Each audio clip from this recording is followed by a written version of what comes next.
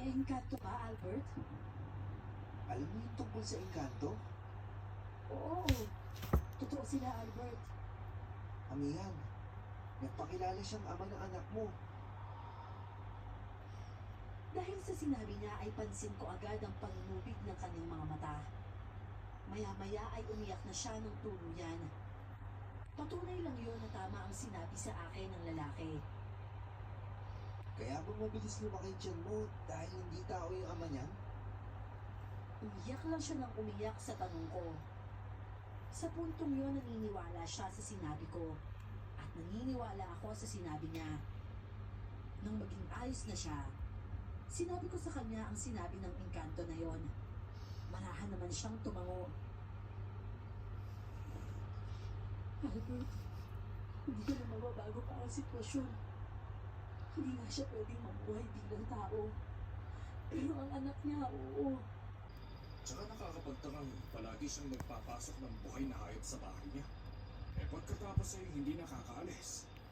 Kung gano'n, sino ba yung pinaghihinalaan mo? Gusto mo bang tulungan kita? Naku, ayos lang po Lola Bebe. Ako na ang bahala. Basta bigyan niyo lang ako ng pwedeng gamitin. Sigurado ka ba? Kasi magiging mahirap ang gagawin mong ito. Sigurado ako. Dahil kung sakali mang aswang talaga siya, hindi na dapat siya makapambiktima pa ng iba. Mas maiging tapusin natin siya bago pa mahuli ang lahat. Eh, kung sa bagay, tama ka. O siya, bibigyan kita ng pwedeng magamit para malaman kung aswang nga siya o hindi.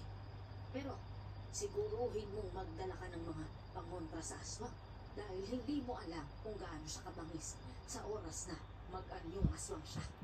Sige, ako ang bahala.